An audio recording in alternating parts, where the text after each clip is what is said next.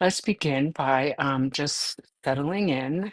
Usually, our mind and body are very separated. Our body's in one place, and our mind is running around the world and into the past and into the future, etc. So, we just want to bring that together. Okay, so let's do that first.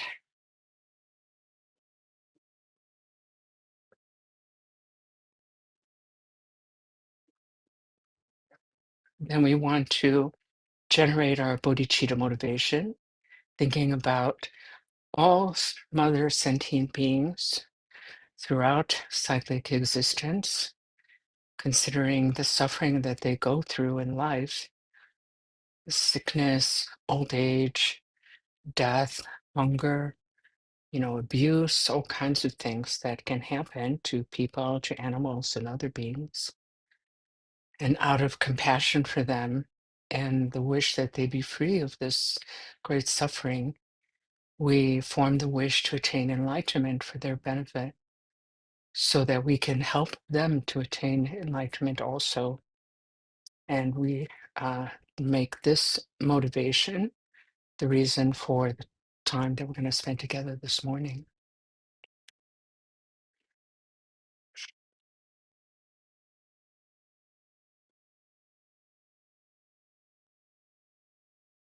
Unsam dasam garab shirisem pema karajibani shuna susun natatingasaso kateramanam naso wabe. Omin chiki and kipo dane dusum sange kwenge mwani ransam chakunu suntu seba. So wait a me shabla so wada.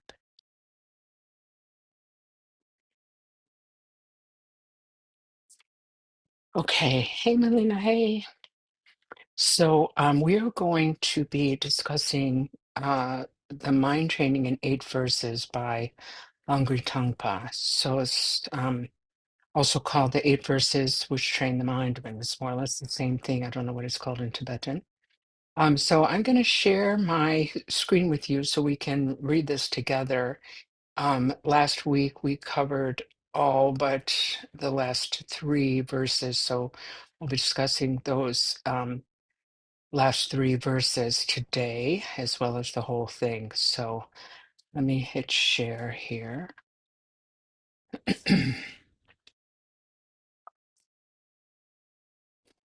Okay. So let's begin from the start there. In English only. Wishing to attain enlightenment for the sake of all sentient beings who excel even the wish-fulfilling jewel, may I constantly cherish them all. Whenever I am with others, may I regard myself as inferior to all, and from the depth of my heart cherish and hold them supreme. In all activities, may I examine my mind, and as soon as conflicting emotions arise, endangering myself and others, may I firmly face and avert them. Whenever I see an evil being overwhelmed by intense negativity and suffering, may I cherish them as something rare, as if I'd chanced upon some priceless treasure. When others, out of envy, mistreat me with slander and abuse, may I take defeat upon myself and offer the triumph to others. When someone whom I've helped with much hope and expectation hurts me deeply and unjustifiably, may I regard them as my sublime master. In short, may I directly and indirectly offer happiness and peace to all my mothers. All their evil and suffering may I secretly take upon myself.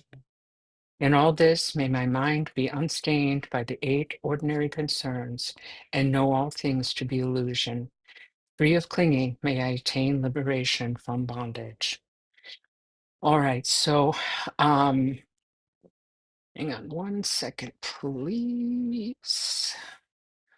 Hold on, I just want to bring up something.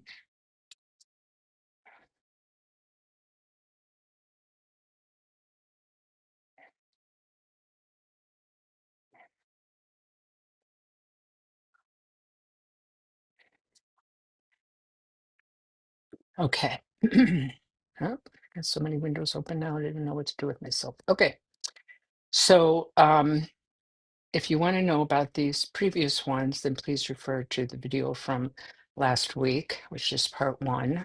So I won't go over that again. Then we're going to go to We're going to start with this verse here.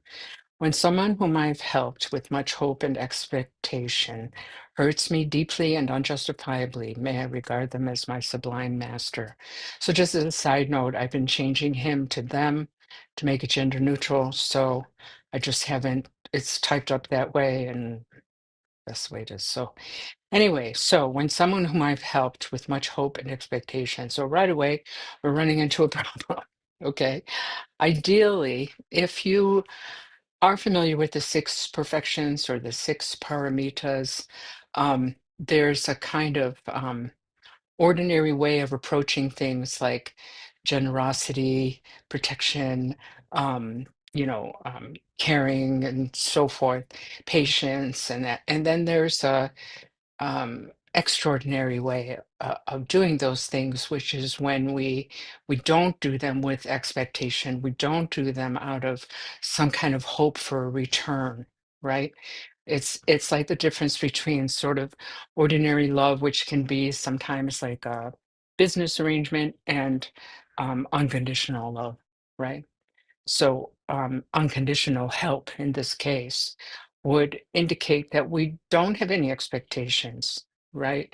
Normally, if we examine ourselves, we can see that when we help someone, um, we expect something in return, okay? Usually or often, I guess, people will say, no, I'm just helping. I don't expect anything in return, But we don't realize that we do expect, like we might say to our friends, oh, I did such and such for them, and they didn't even say thank you. That means we're expecting thank you. That means we're expecting gratitude, you know? And so, although it's really beneficial to help others, if we're doing it with some kind of expectation, then it's, I mean, it's better than not helping, of course, but it's a little bit narrow, right? It's kind of stunted. Okay. So, with much hope and expectation, when someone whom I've helped with much hope and expectation hurts me deeply and unjustifiably. So, not only did they, so I helped them, I helped this SOB, and in return, they hurt me, not just a little bit, they hurt me deeply. And not only did they hurt me deeply, but it was completely unjustified. There's nothing that I did, nothing in the situation that uh, warranted them hurting me in this way. That's so difficult, isn't it? That's really difficult.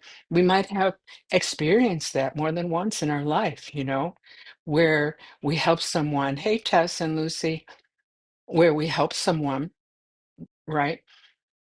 Sometimes at great cost to ourselves, I don't know, we very much inconvenience ourselves. We put off other things maybe that we wanted to do. Maybe we spent a lot of money on them, whatever it may be. Okay. And then we have this hope that they will recognize our largesse. We have this expectation that they will be kind to us, at least kind to us in return. And instead, they hurt us deeply and unjustifiably. So, what are we supposed to do in this situation, right? In worldly terms, what we do in this situation is we fight with them, or we cut them off, or we, try to get revenge somehow on them because they hurt us so much. This is really an important thing because we we don't recognize this in ourselves often, right? We just feel like it's fair, so we don't always question it, right? Um, and we have this kind of righteous anger, yeah, that, they were so out of line and I had every right to do XYZ, right? And Shantideva, in his book, The Way of the Bodhisattva, on his chapter 6, Patience, he talks about like even righteous anger has no place, you know. He says like even if they I don't know, say bad things about your teacher or destroy a monastery or a statue of the Buddha or something, you should not be angry because what is the point of that? Somebody does something wrong, he says, and of course, much more eloquently than I'm saying now, but he says, like, somebody does something wrong and you reply with anger, well, which of you is wrong then? Like you're both wrong, right? So even in that kind of case, or we might feel very justified in retaliating against this person. But what does Buddhism say? May I regard them as my sublime master, right? And I've said this so many times before. Every time I talk about Shantideva, I mentioned this, that I would get so mad reading Shantideva's chapter on patience because, like, he was right, he's right. And you just want to kind of scream, when you're reading that in the middle of anger. And I always uh, advise that people read that in the middle of their anger, that they read that chapter on patience, and when they're not angry, that they read the chapter on patience, because different things will come through, you know. So why should we regard this person who we try to help and who hurt us? Why should we regard them as our sublime master? So this is a common theme actually in Buddhism, where we see the value of our so-called enemy, or those who are not nice to us, those who harm us, okay? It doesn't mean that we're trying to be a martyr, or it doesn't mean that we're out looking for an opportunity to be hurt. Unfortunately, life will provide that for us, whether we like it or not, right? What it does mean is we're trying to few things, right? First of all, like, we're trying to develop patience. Yeah, patience is an extremely important quality. It's one of the six paramitas is patience, and it is something that we need in order to attain enlightenment. Well, Shantideva says, like, if everyone were kind to us like a doctor, how could we ever develop patience? So we need them, right? We need these people. We need difficult people to help us to develop patience. Okay. Another thing is that they're helping us to purify our own negative karma. Okay. So anything that we do, hey, Tim, hey, no problem. Um, Anything that we do uh, that is positive or virtuous or skillful results in happiness for ourselves, pardon me. And anything that we do that is the opposite of that, unvirtuous, harmful, unskillful, results in suffering. Okay. So, regarding our karmic acts, there are various ways that we can purify that karma. Okay. The most common way is just to go through that suffering, whatever it is. So, there's nothing that can happen to us that we did not create the karma for. Okay. That's just the way it is. And I'm so sorry, my nose is just so, um, and it's not a judgment. It sounds like this quite can be quite tricky when we start talking about karma, because it can sound like reward and punishment, which has like a moral judgment. It has a kind of guilt, aspect to it. But the Buddhist understanding of karma is not like that. It's considered like a natural law, the law of cause and effect. Okay, the law of cause and effect. That's karma. So it's like any other natural law, like the law of gravity or the laws of physics or what have you, right? It's just something that happens. So it is the natural result. Our suffering is the natural result of some action we've done in the past, either in this life or in previous lives. So when we have pain of whatever kind, whether it's physical illness, mental illness, or some kind of pain coming from others, that is the result of our karma, and that pain is getting rid of that karma, it's purifying that karma. Okay. Other ways that we can purify that our karma are to um, do essentially um, as many virtuous acts as we can do. Okay, will will go a long way towards getting rid of purifying or getting rid of our negative karma. Okay, we can be specific if we notice a specific thing. So, for example, it's not always, but it can be sort of a one for one. Like, let's say that we accidentally stepped on a worm. We're coming on spring now, and it might happen that there's a worm in the grass or there's a worm on the sidewalk and we don't see it, or we drive over it, or we, purposely step on it, maybe, right? The way to counterbalance that, which is taking a life, even if we didn't mean to, it's still taking a life, is to save lives. So I recently sent out an email, or yes, I recently sent out an email to our group about Rinpoche. Tuku Rinpoche has this project about saving all these horses in Uruguay. And there's like 62 horses who were mistreated and are slated for being slaughtered. And so Rinpoche is trying to save them. So we're asking for donations to that. I'll put a link uh, in the description of this video, so you can see um, you can see where to donate. And so that's like something we could do, right, to sort of erase, kind of, or help to lessen the effects of taking life, is to save lives. So we can do that kind of thing. And then or there's certain practices we can do, like Vajrasattva, to purify that karma, or when we realize emptiness, all of that karma is purified. So there's various ways. So when someone hurts us, there's an opportunity for us to feel a sense of real gratitude to them for helping to purify our karma. Okay. But what is this thing about master? What is this thing about sublime master, or great teacher, or guru, or something like that, however you want to phrase that? Okay. So, one of the main things that a spiritual guide does for us is to point out our faults, which can be really difficult to hear, but because they are who they are, um, it's easier to hear from them because we trust them. We know they have our best interest at heart, and we're not gonna, hopefully, shun them altogether because they pointed out our faults. If a friend or a relative points out our faults, we won't be their friend anymore. We won't talk to them anymore. So it's quite important, to have this aspect of the guru.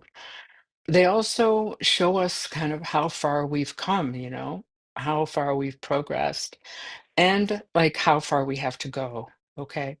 So let's say that we're in this situation that's just outlined here. We've really helped someone with a lot of hope and expectations, and they just hurt us so deeply and unjustifiably. And we get very, angry about that. Okay. Well, that shows us, like, oh, I still have a ways to go. You know, maybe this person pointed out our faults, as part of hurting us, and that's a gift, right? Because we don't see our faults a lot of times, right? So to have somebody point out our faults that are hidden to our own self is a gift, it's really helpful. Otherwise, how are we going to progress? How are we going to work on those things if we don't even know that it's a problem? So they help us like that. Um, and they show us if we've gotten really angry, or we decided to retaliate or whatever, we can see, like, oh, I really got a long way to go, yeah, okay, I'll try to do better next time, you know but, last year or 2 years ago, before I started practicing, I know I would have been much more upset. I would have been upset for a much longer time. So we can see, like, oh, I also made progress.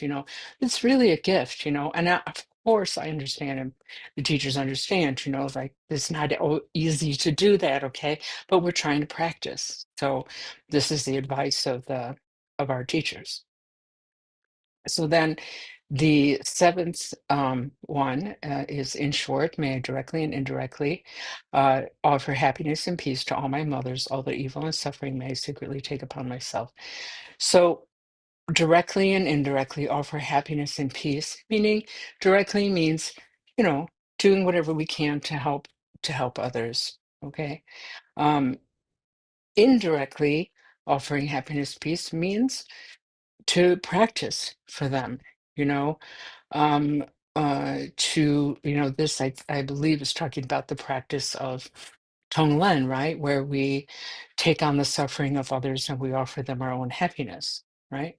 All my mothers refers to all sentient beings, as the Buddha taught that, every single sentient being has at one point or another in our countless previous lives been our kind and loving mothers. That's why it says that. Offer happiness and peace to all my mothers, all their evil and suffering may secretly take upon myself. Yeah.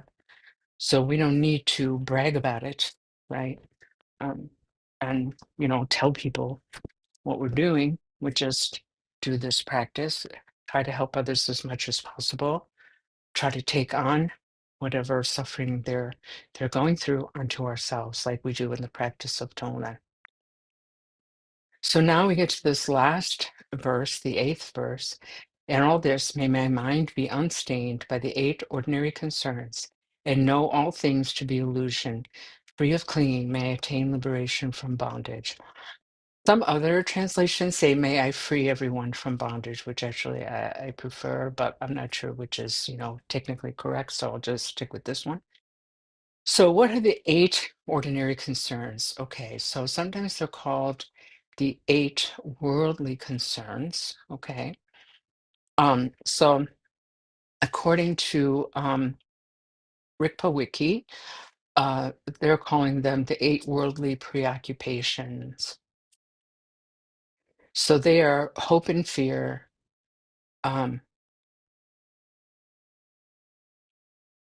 okay, they're hope and fear based. Okay, so hope for happiness and fear of suffering, hope for fame and fear of insignificance, hope for praise and fear of blame, hope for gain and fear of loss. All right. So we want to be happy. It's normal, of course. And we want to be free of suffering. This is the engine that drives every single action that we do. Okay.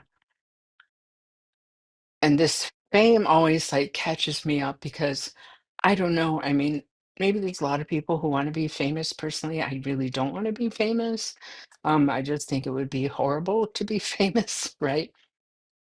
Hope of fame and fears of insignificance. So, um, yeah. So in other translations, it's like pleasure, wanting pleasure, n- not wanting pain, wanting fame, not wanting significance, wanting praise, not wanting blame, and gain and loss. Okay. So for the fame, I think if that's your goal or that is a desire of yours, you should just take it like that. I want to be famous. I don't want to be insignificant. But I think for most of us, it's maybe just like, like we want a good reputation or we want to be seen. We don't want to be invisible. Maybe like that kind of thing, yeah. And then of course we want to be praised and we don't want to be blamed. All of these seem quite normal, right? All of these seems like of course I want these things. We want to win, we don't want to lose. Well, we want to gain, we don't want to lose. Okay. Unless we're talking about weight, usually. So why are these a problem? Like they're always listed as kind of like, this is a problem, kids. It's a problem. The eight ordinary concerns are an issue. And it can seem like that's so ridiculous, like it's normal, like I said. But if you think of these things in terms of feeding the ego, in terms of being self-centered, in terms of being concerned with the things of this world or with this life only, as opposed to being concerned with enlightenment, then it starts to make sense. Yeah. Um, for example, if we want praise and we don't want to be blamed, it's so easy to see how that's ego based. You know, we're gonna fight to win every argument, even if we're not right. You know, and if we try to actually practice these things, we it's easy to see how ego based it is. And so I would encourage you to do that. you know. I just want to see if there's another definition out there. Eight worldly concerns, lion's roar, Encyclopedia of Buddhism.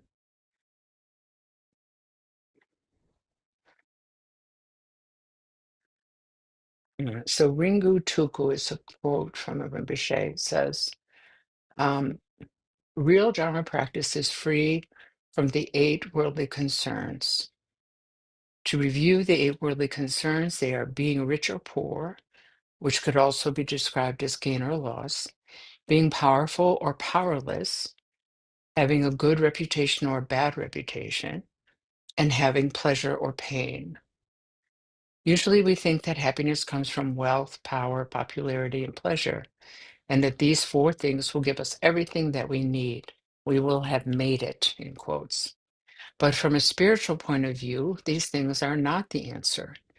Being rich is not a source of happiness, and being poor is not a source of happiness. Being powerful does not bring happiness, and being powerless does not bring happiness. It is the same with being well known or unknown and having pleasure or pain.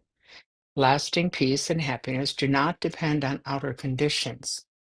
That's a really important point. Lasting peace and happiness do not depend on outer conditions. They come from seeing in a clear way. When your mind is focused on any of the eight worldly concerns, whether on the positive side or the negative side, your activities are not following the Dharma. Okay.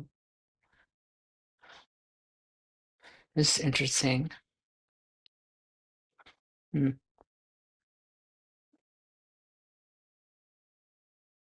Okay. All right. So, in all this, may my mind be unstained by the eight ordinary concerns. So, in all this, meaning the previous the previous seven verses. Okay. So, if you remember from last week, Tuku Rinpoche has asked us to memorize these eight verses, if possible, and to practice them every day.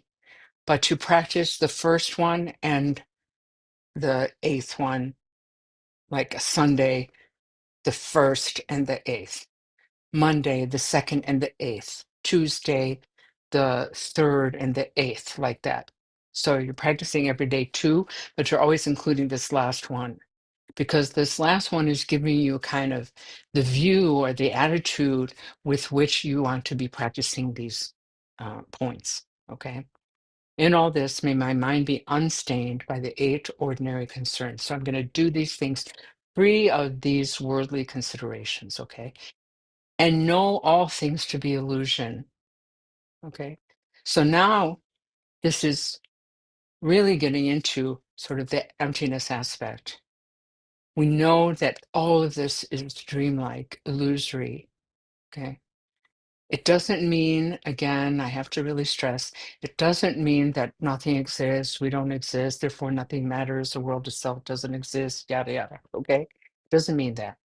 We're talking about it not existing in the way that we think it does without examination, meaning we have a tendency to think that things are permanent, they are solid, they don't have a cause, they sort of popped out of nowhere, right? Without analysis. Okay. And that's problematic, especially when that is coming from or directed towards the idea of a self, I, me, mine. Yeah. Because that misconception, that particular type of ignorance, is at the root of cyclic existence. It's called ma-rikpa, yeah? Ma-rikpa, the lack of like wisdom, intelligence, yeah? This deep fundamental ignorance that causes us to act in ways that are unskillful, which then causes us to suffer, okay? So know all things to be illusion. So even while we are acting on these other things regarding our so-called enemies, our sublime master, or whatever else here, right? Taking defeat upon myself and so forth. Even when we're doing those things, we're trying to do them with this attitude or this understanding of the illusory nature of all things. Free of clinging. So free of clinging to subject, object, and action as something real, truly existent, permanent, eternal, and so forth. Yeah. May I attain liberation from bondage. So may I attain enlightenment. May I attain liberation from bondage in this spinning prison, as Jigme Rinpoche says, this spinning prison of samsara, yeah, to which we are handcuffed, roped in by our ignorance and our stubbornness and our, you know, um, self-centeredness. So we want to get free of that, not just for ourselves, but for all beings, as I said at the beginning. Okay, so any questions before we go into the meditation portion of this morning?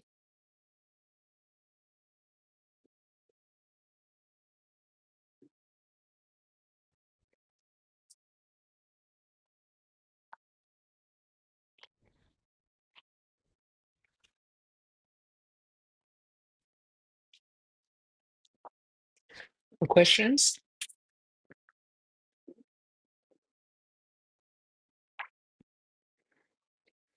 Okay. All right, so let's get into the meditation then. We will start with mindfulness of breathing practice. So if you're sitting on a bed or on a cushion on the floor, just cross your legs in whatever way is comfortable for you. If you're sitting in a chair, just put your feet flat on the floor in front of you. And all the other instructions are the same, whether you're sitting on the floor or sitting in a chair. So your hands can be palms down on your legs, or palms up in your lap like that, or with your fingers on top of each other and your thumbs touching like that. Back is straight, and that's really the most important thing. Straight but relaxed. Okay. So back of the neck is also going to be straight. So your chin's going to be tucked in just a little bit. Arms are relaxed. Shoulders are back a bit. Mm. Mouth is closed but relaxed. Tongue resting on the roof of the mouth. Breathing through the nose. The eyes are half open. Looking downward with a comfortable, relaxed, unfocused gaze. That's the posture. So what we're doing is we're going to bring our awareness to the sensation of the breath coming in and out of the nose. So you want to just focus towards the end of your nose. Take a moment to just recognize that sensation.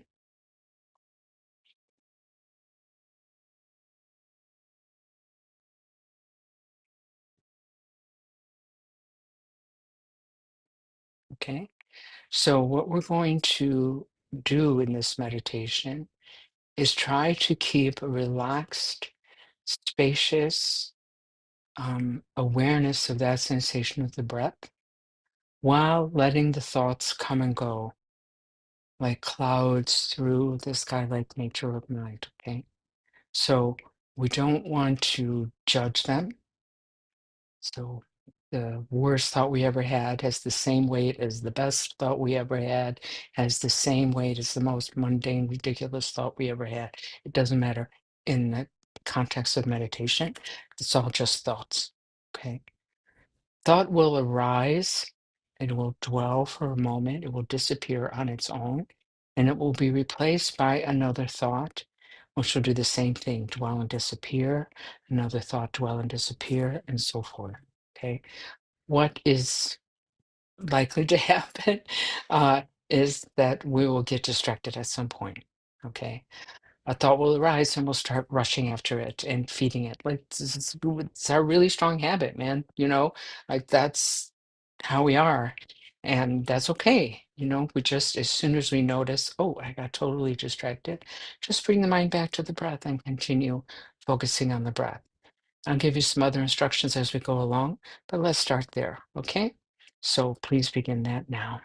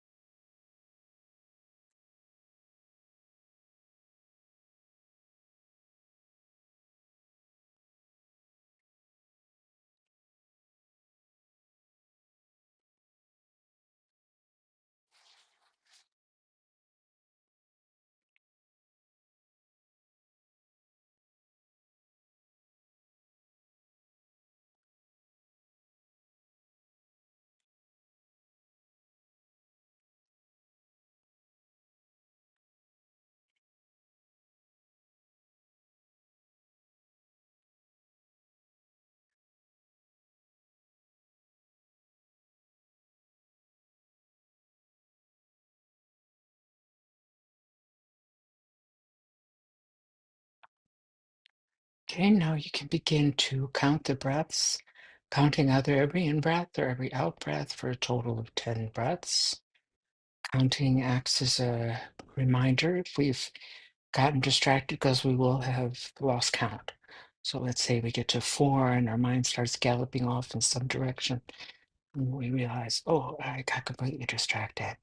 Cool, that's cool. Just bring the mind back, start again at 1. If we get to 10 without being distracted, sometimes we can get distracted by that. Oh, I made it to 10 without being distracted, just like when I was in retreat 20 years ago, whatever. So don't let that distract you. Start again at 1. Okay? So please begin that now.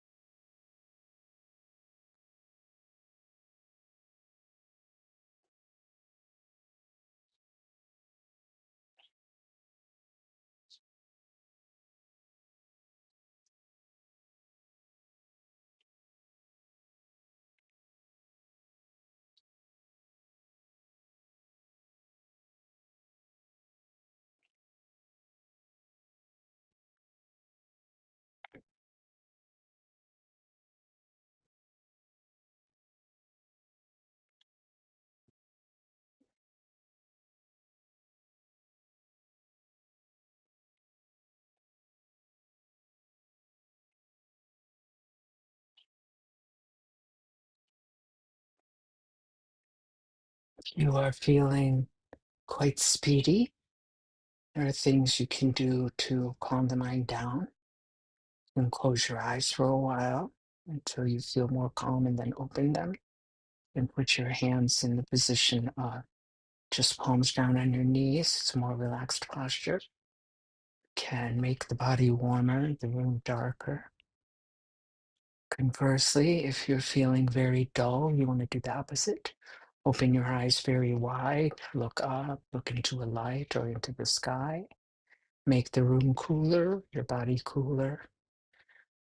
Take this posture with your hands, which is a bit more, I don't know what the word is, disciplined, I guess. And it will help you kind of focus more. So you can decide looking at yourself, maybe you're fine wherever you are. But if you're leaning in one of the other ends of the spectrum there, you can make those corrections to sort of bring yourself back to center.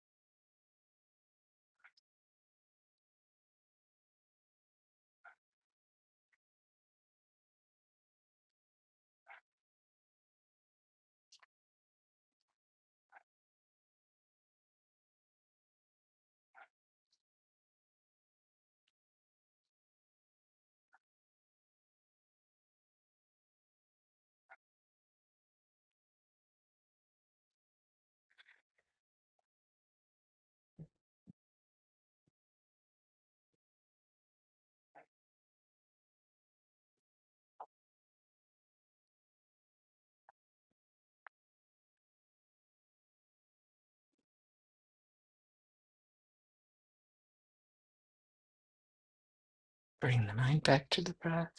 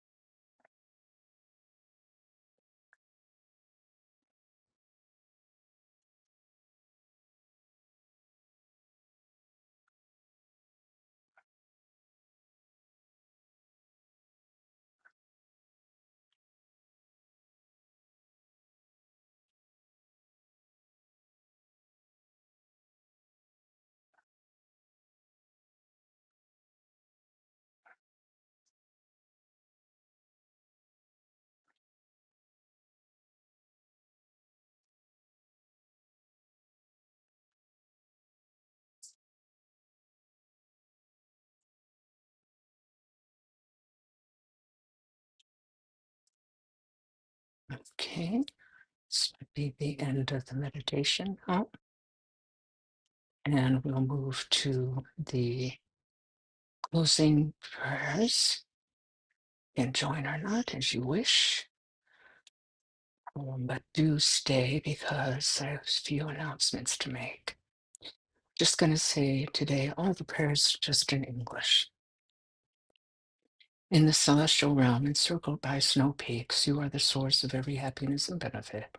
Tenzin Gyatso Avalokiteshvara himself, may your lotus feet remain firm for 100 eons. Om Swasti, in the vast expanse of your fearless wisdom, shine the 100,000 cooling light rays of your all-pervading great love, dispelling the anguish of beings in this degenerate age. O supreme jewel of space, region of Buddhas and Bodhisattvas, remain with us continuously, we pray. Om Swasti, through dependent causation and the infinity of long life, and the blessings of the infinity of long life deities, may Palmo Rybicki, prophesied magical emanation of the Talcum Sagel, be firm in body, speech, and mind like the king of the sounding drum, Amitabha. And may the great waves of his wishes for the teachings and beings spread out to their ultimate extents. We pray for the good health of the lamas. We pray for their precious lives to be long. We pray for their activities to spread and increase. May we be blessed, never depart from them. By this merit, may all attain omniscience, may defeat the enemy, wrongdoing. From the stormy waves of birth, old age, sickness, and death, from the ocean of cyclic existence, may I free all beings. May bodhicitta, precious and sublime, arise where it is not come to be, and where it has arisen, may it never fail, but grow and flourish evermore. As long as space endures, as long as sentient beings remain, until then may I too remain and dispel the miseries of the world. Ever absorbed in the display of divine forms and primordial awareness, appearance, sound, and perception in the state of divinities, mantras, and dharmakaya, may I, inseparable from the practice of the profound and secret great yoga, attain within the essence of mind the state of one taste. Om Bhadra Sattva Samaya Manupalaya Vedra Sattva Tenopa Tishtadrido Me Bhava Sudokayo Me Bhava Supokayo Me Bhava Anurakto Me Bhava Sawasebi Me Prayasa So Mama Sutsame Chitam Shriya Guru Hum Ha Ha Ha Ha Om Bhagwan so Atatagata Vajrama Me Mutsa Vajripa Maha Samaya Sattva.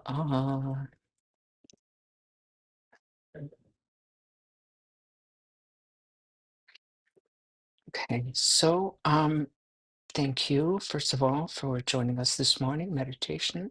So nice to have you. And whether you're here now or you have a look later on, I want to make a couple of announcements. So these this is the new year. Losar started almost 2 weeks ago, and these the first 15 days. So that's from whatever day that was until this coming Tuesday is the 15th day. So we've been gathering on Zoom to practice together. You can find all that information on our website. We're practicing together from 7:30 to 8:30, but there's others from our group that practice from 6:30 to 7:30 if that's more convenient for you.